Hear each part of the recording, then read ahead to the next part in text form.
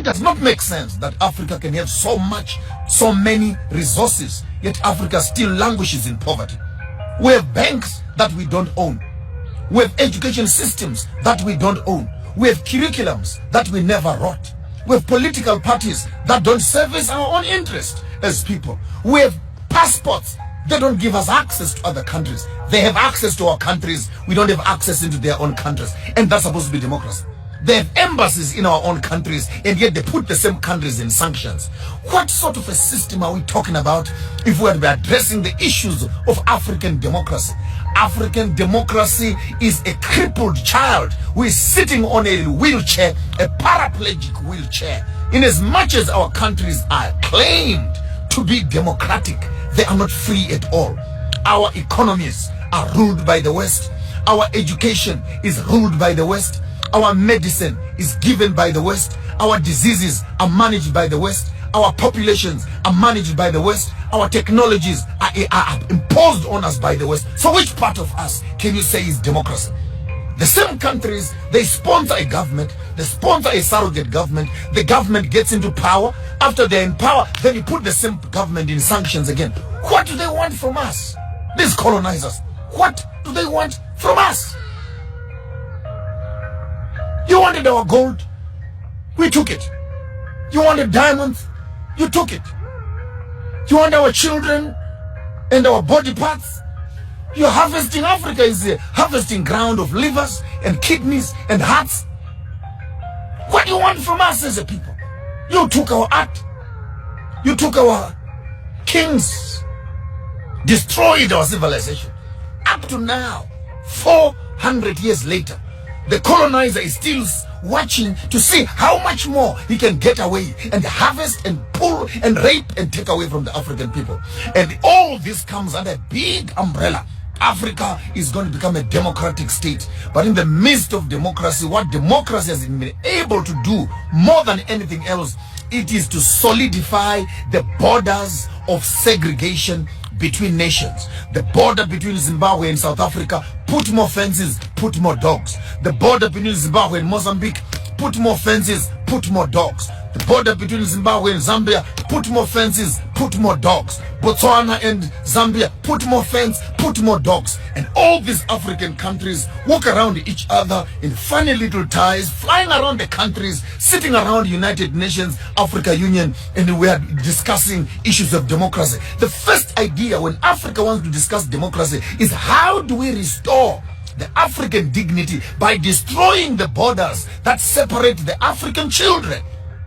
My grandmother is Shangaan, Mozambique, on my father's side. My grandmother is Venda, on my mother's side. My father is Karanga, and my grandfather on my mother's side is Ndebele. So how can you put a border in a passport for me, that for me to go and see my grandmother's houses in Mozambique, I need a passport. To go and see my grandmother in South Africa, I need a passport. I must go to Pretoria first, go to Harare. I can cross the river, the Limpopo River. And this is the form of the democratic Africa that our leaders are constipated with. I'll spill the beans as loud as clear.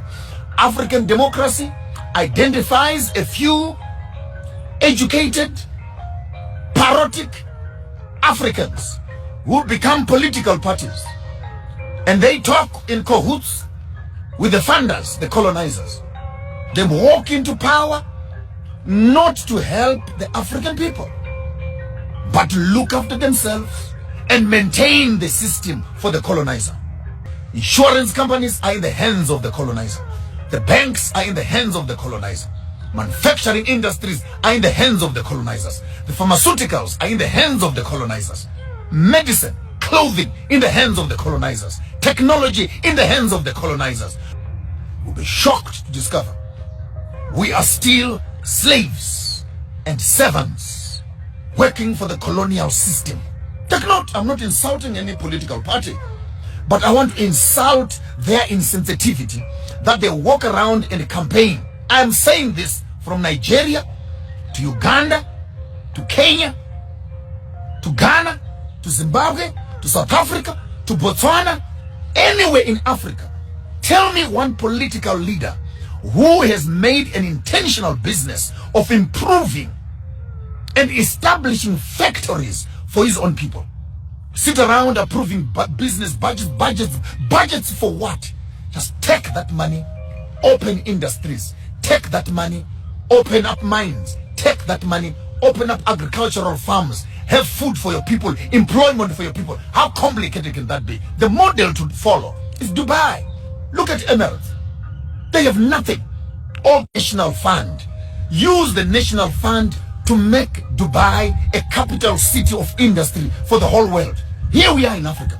We have cocoa, we have bananas, we have coal, we have platinum, we have diamonds, we have oil, we have weather, we have tourism, we have everything.